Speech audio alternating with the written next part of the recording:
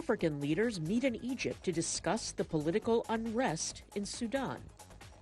The nation's ruling military council is under pressure to immediately hand over power to a civilian administration.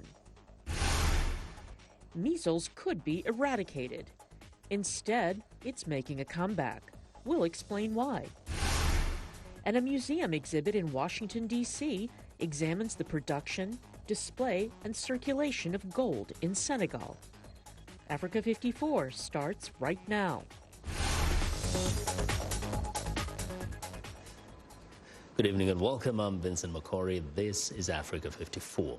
African leaders meeting in Cairo Tuesday have agreed to give Sudan's ruling military council more time to implement democratic reforms, according to Egyptian President Abdel Fattah el-Sisi. The decision appears to extend a 15-day deadline set by the African Union last week for Sudan's transitional military council to hand over power to a civilian administration or be suspended from AU.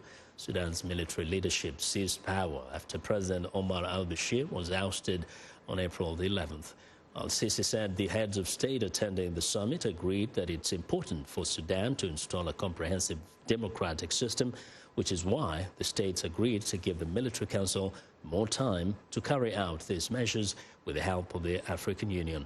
Al-Sisi says as neighbors of Sudan and regional partners, his government is looking forward to providing support and help to the Sudanese people on their quest to finding the stability and comfort that they deserve. Now, the meeting in Cairo took place as protest leaders in Sudan are promising continued protests in Khartoum, ignoring demands by the ruling military council for protesters to remove themselves and their blockades from roads. The Sudanese Professional Association, which is leading the protests, says the group will continue its sit-in at the nation's military headquarters until a civilian government takes power. Still here in this field. We're not moving until we are release all our, demands. Well, Sudan's military leadership removed President Omar al-Bashir from power on April the 11th after 3 decades in power. But the military has not yet transferred power to a civilian administration. The head of the military council says power will be turned over to the people.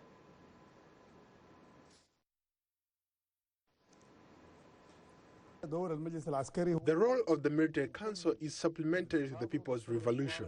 Our role is to complete the uprising and the Bresta revolution. The military council is responsible through this role to hand over power to the people who fought for their demand. Well, the demonstrators fear the military, which is still dominated by al-Bashir appointees, will fight to hold on to power. Now, low-level xenophobic violence in South Africa is a continuous reality and appears to peak as elections approach. A mob in the coastal city of Durban recently attacked a group of largely undocumented Malawians, killing at least 2 people. For 3 Malawian brothers living in a gritty area of Johannesburg, the violence is less worrying than the prospect of hunger and joblessness back home. Viewers Anita Powell has their story. Kenneth Kalipi runs his own farm back home in Malawi, but his country's fraud economy sent him to South Africa to seek greener pastures. There's no jobs in Malawi. We just farming to find maybe money. Fund this year, then we're gonna get money next year. So it's a problem to us to find money. That's why we're coming here. South Africa is the continent's second largest economy after Nigeria and a magnet for intra-African migration. But Kalipi says South Africans, who face a 26% unemployment rate, haven't exactly been welcoming since he arrived last year.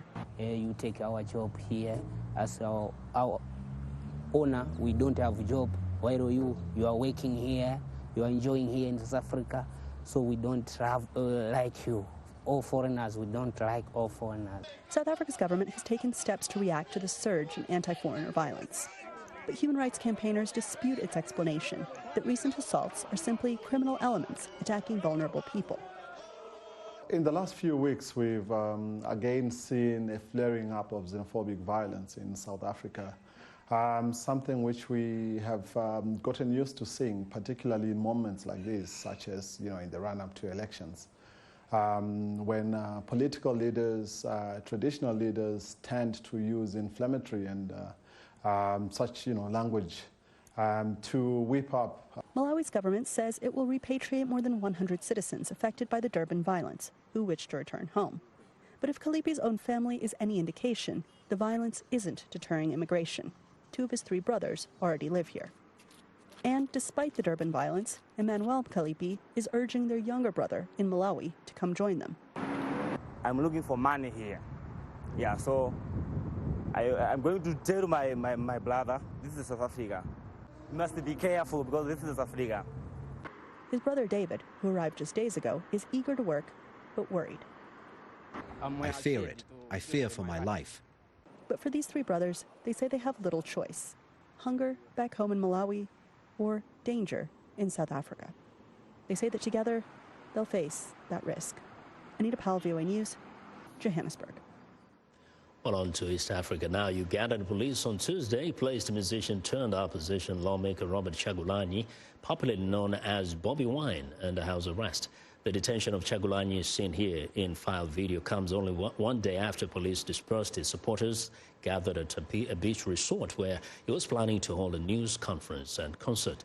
Police are refusing to allow Kyagulanyi to leave his home. Police are also heavily deployed on roads around his house, and all vehicles leaving his compound are thoroughly checked. Kyagulanyi told VOA that he had not been informed that he was under house arrest. Political analyst Mwanga Kivumbi says the house arrest of Kyagulanyi is President Yoweri Museveni's message to Uganda that he controls the state. The U.S. Embassy issued a statement on social media Tuesday, noting that Uganda's constitution guarantees freedom of assembly and expression, which must be respected. Now, worldwide events are focused on the environment Monday as the global community marks the 49th Earth Day. The founders of the movement are predicting that 2020 will be the crucial year in mobilizing nations to demand economic and political changes aimed at preserving the planet for the coming generations. VOA's Ladi Tahok reports.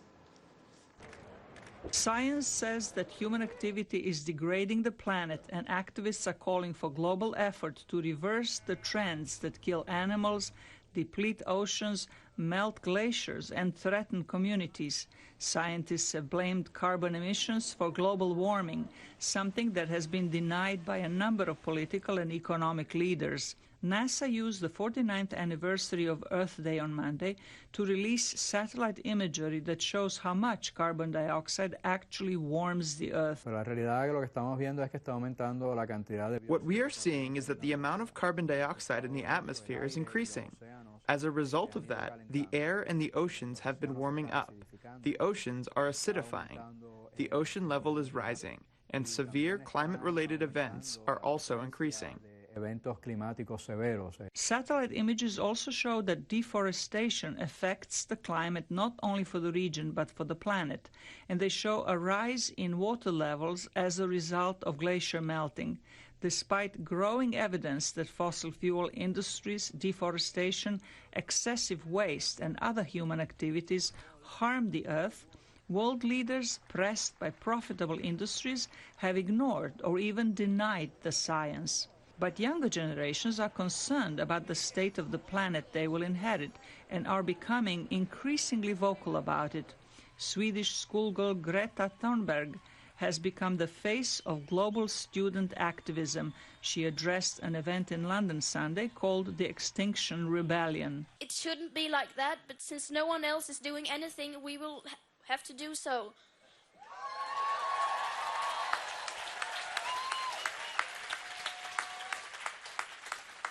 And we will never stop fighting. We will never stop fighting for this planet and for ourselves, our futures, and for the futures of our children and grandchildren. On April 22nd of next year, Earth Day will mark its 50th anniversary. Dennis Hayes, who helped found the movement in 1970, says 2020 will be crucial in the global climate movement. The goal for Earth Day 2020, thus, is to mobilize the broadest possible movement.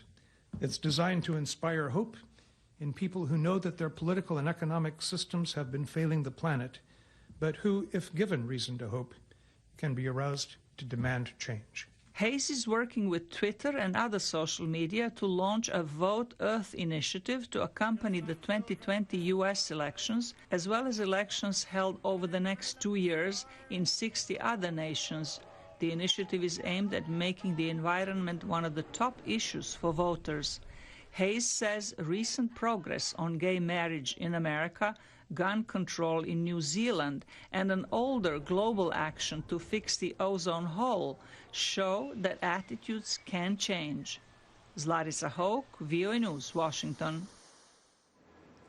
Well, I want to know what you think about Africa 54 and the stories we cover. Join the conversation on Facebook. The address is Africa 54. We're also streaming our show live on Facebook, so check us out and share our show with your friends. Find me on Twitter at VOA Vince McCory. Still ahead on Africa 54, why are measles cases increasing? But first, a look at Tuesday's headlines.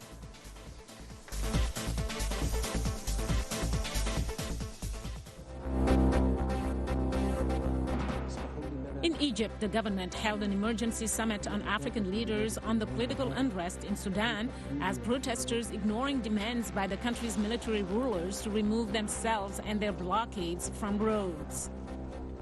In Malawi, large-scale pilot tests for the world's most advanced experimental malaria vaccine are launched nationwide in a bid to prevent the disease that kills hundreds of thousands across Africa each year. In Uganda, police detained pop star turned MP Bobby Wine after shutting down one of his concerts and firing tear gas at his fans in Kampala. In Zimbabwe, the Chipangali Wildlife Orphanage is one of the organization's leading efforts to ensure poaching and other factors do not entirely destroy wildlife in the southern African nation.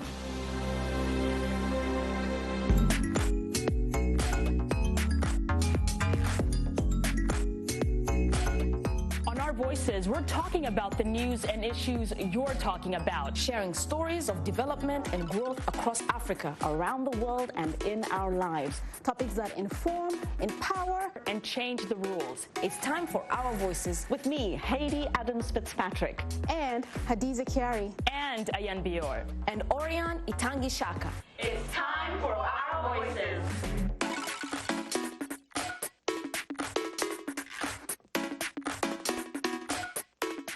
Hello, I'm Vincent McCory, inviting you to the new look Africa 54, premiering soon. Same great team, but with new energy and a new host, Esther Gidui-Ewart. Hi, and welcome. We'll bring you a closer look at politics, technology, health, and so much more, backed by VOA correspondents across Africa and the world, including perspectives from Washington, D.C. and Africans achieving abroad. Same time, same channels. Stay tuned.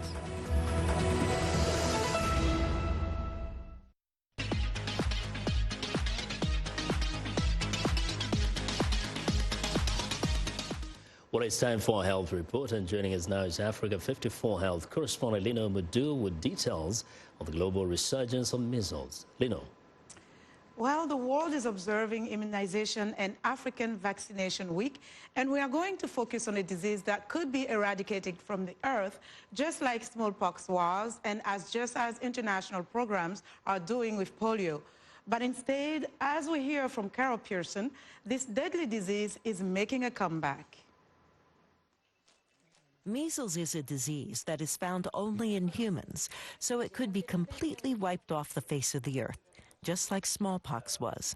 But despite a highly effective and safe vaccine, measles is making a comeback. In just the first 3 months of this year, the World Health Organization reports that cases of measles has tripled over last year.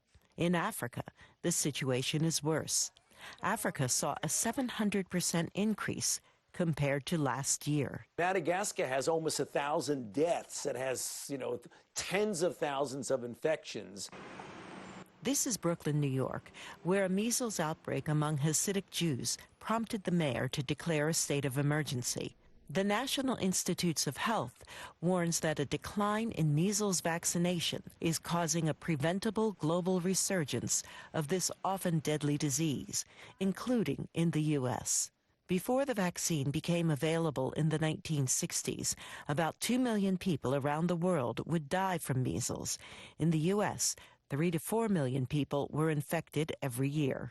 1 in 10 children who get infected with measles will get an ear infection that could cause deafness. 1 in 20 would get pneumonia. 1 in 1,000 would get brain swelling, what we call encephalitis, and 1 to 3 per thousand would die. So to say that measles is a trivial disease is completely incorrect. The complications are even worse in poor countries. You start off with children who are already at greater risk. They may be malnourished. They may have immune system compromise. They may have underweight, and they may have no access to health care. So measles is a big killer. You have a 90% chance of getting measles if you haven't been vaccinated and you come in contact with someone who has it. The solution is to get 2 doses of the measles vaccine. That may mean educating parents about the disease and the vaccine. Equally important is making vaccination a priority of health systems worldwide. Carol Pearson, VOA News, Washington. Rebecca Martin is director of the Center for Global Health with the United States Center for Disease Control and Prevention. I sat down with her recently to discuss the significance of World Immunization Day and the work of the CDC in addressing global disease outbreaks, such as the ongoing global measles resurgence. World Immunization Week is a moment we take in time to celebrate the work of healthcare workers, of communities, and more importantly, parents to vaccinate their children to make sure that they can live long, healthy lives. It is a moment in time through which the entire year or years where we vaccinate children, but really recognize the importance and value of immunization. The WHO says there is a 700% increase in Africa with regards to measles. And since September last year, Madagascar has seen over 800 people dying from the disease, and the outbreak is very much ongoing right now. How is the CDC helping Madagascar in particular? One of the efforts of CDC is very much our expertise in being able to respond to outbreaks. And for the long-term capability and capacity, we want countries to have that capacity so that they can stop diseases where they occur, so they don't spread beyond their borders or into capitals out of sight of a specific district or province. So we have been working on surveillance with the government so that we can find out where it's occurring and also predict where it may go so that we can stop it before it gets to the next part of a geographic area within Madagascar. But also we have worked over the decades to strengthen the laboratory with the World Health Organization in Madagascar so that they could detect measles, that they've got the lab capacity to do that. And then with the vaccine, working to make sure that vaccine could be procured, that vaccine strategy is how to make sure that everybody could be reached with vaccine, and that that's being done as well. So what has been identified as maybe the major impediment to containing this specific outbreak in Madagascar? Measles is a very infectious disease, and that makes it, wherever there is susceptible populations, it will find susceptibles. So in Madagascar, what it is telling us is that the immunization program has not been able to vaccinate every child. Measles can stay in a room for 2 to 3 hours. After the droplets will stay in the air for 2 to 3 hours. So it's very infectious. It will find everybody who is not protected against measles. And so this is what is happening, and ensuring that the health system can make sure that children are getting vaccinated is critical at this time, and make sure that this vaccine can save lives. So we're seeing the outbreak in developed countries such as the United States and some countries in Europe. The WHO says 300% increase in terms of measles cases around the world. What went wrong? We are seeing measles and the increase in measles because of the failure to vaccinate. And I think this is a critical point to note, that wherever we see there is not a vaccinated population, measles will find people to infect and to cause measles disease. Trust is also a problem here in the United States with parents that refuse to vaccinate their children, the anti-vax movement. What do you think it will take to get those parents to change their mindset or even their belief, cultural belief, or whatever reason it is that is encouraging them not to vaccinate their children? One of the key and most influential person or people in people's lives are their healthcare providers. And so the importance of ensuring that healthcare providers have data and information and can be able to talk to their to the mothers and to the fathers or guardians of the children about the importance of vaccination is very critical. Having that trust, as we've talked about, that is so important to be able to make sure that we could make sure that the vaccine is given and that childs are given the vaccines is very important in that sort of a situation. And in order to reduce hesitancy, we need to make sure that the information about how vaccines save lives, how they work, what they do and how they actually work is very important. I think that's an important component we need to continue to work on. What will it take to end this ongoing measles outbreak, whether it's in the West or in Africa? We will only end these outbreaks if we vaccinate, vaccinate, and vaccinate. It's the importance of getting the vaccine into the children and reaching out and having the mothers and fathers and the healthcare workers understand the value of protecting a child. Each child's life is so important, and we need to make sure that the vaccine can save lives, and it can if it's given to a child. And we want to make sure that we can continue to do that. And CDC does its part, working with countries, working with partners to be able to reach children and really rely on the political commitment of countries to implement. Now, speaking of vaccine, in a major breakthrough, the World Health Organization says Malawi has become the first country to begin immunizing children against malaria using the only licensed vaccine to protect against the mosquito spread disease. The vaccine, known as Moxirix, was developed by GlaxoSmithKline and is said to protect about 1/3 of children who are immunized. We will have more on this story next time. And that's our health report for today. To stay in touch, find me on Twitter @Lenormodou. Vincent, back to you. Well, thank you very much for joining us today, Lenore. Now be sure to watch for Lenore Madu every Tuesday and Thursday right here on Africa 54 for the latest health news in Africa.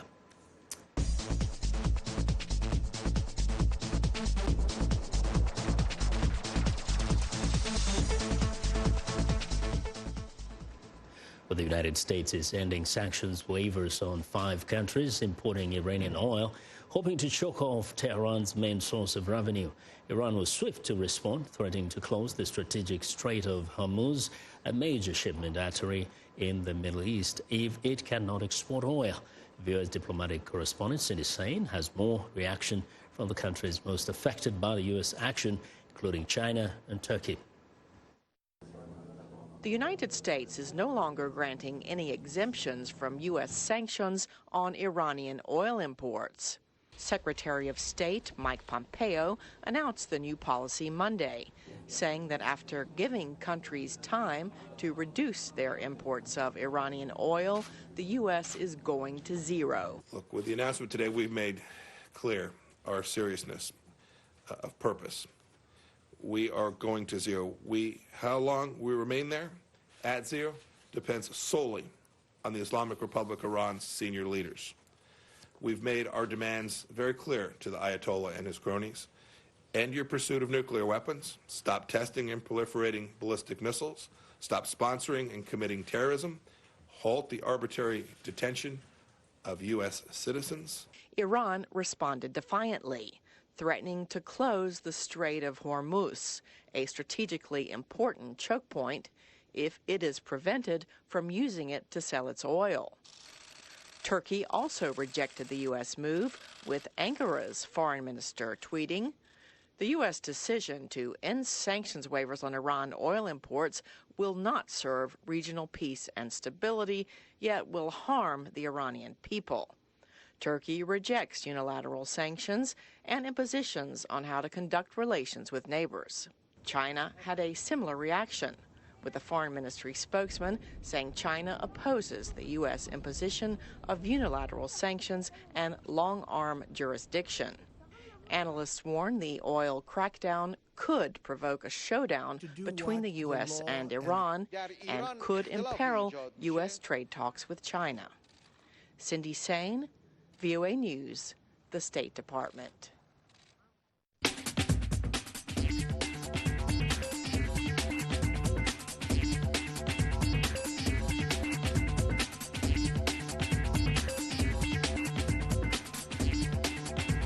Well, and here's now what's trending. Jean-Marie Onoke is working on his latest art piece at a center in Douala, Cameroon. It's found an innovative way to turn the intrusive, fast-growing hyacinth weed into art. The artist first dries the hyacinth and then sticks the dried weeds on his canvas to create subjects that include landscapes and animal forms. The center wants to help manage the spread of the weed by getting more people to make various hyacinth products for sale. Hyacinth continues to choke water bodies in various countries, including Uganda, Kenya, Nigeria, and Tanzania. Environmentalists are pushing for more innovative ways of turning one of Africa's wildest habitat colonizers into art, furniture, and even green energy as a way to make money and to help get rid of the weed. Well, next up, a voluminous dress woven with gold thread, conical headdress, and layers of shimmering gold jewelry. The centerpiece of the Good as Gold exhibit at the Smithsonian National Museum of African Art in Washington is a modern interpretation of a signare, a woman known for her wealth and power in the 18th and 19th century Senegal. The word signare comes from the Portuguese for lady senhora. On display in the exhibit are more than 250 pieces of Senegalese gold and gold-plated jewelry. But despite their beauty, there is a dark side to the signares. These women who married European men often acquired their wealth from the transatlantic slave trade, and many owned slaves themselves. Meanwhile, in Germany, Caspar David Friedrich, the monk by the sea, is one German's greatest artistic treasures. Now, art lovers can enter the world of the monk on the beach by donning a virtual reality headset as part of an exhibition at Berlin's Old National Gallery. 4 VR headsets hang from the ceiling in the darkroom that normally shows drawings and prints. The idea is to test how VR technology can be used to open up art to visitors in a new way. The virtual reality exhibit with the monk at the sea runs until June the 30th. The actual painting is permanently housed in the Old National Gallery, and that's what's trending today. Well, that's our show for today. Be sure to watch Africa 54 on our website at voaafrica.com. For more news, tune in to VOA's evening radio show Africa News Tonight at 1800 UTC, and in the mornings today, Break Africa between 0300 and 0600 UTC, Monday through Friday. Thanks a lot for watching. From all of us in Washington, have a good night.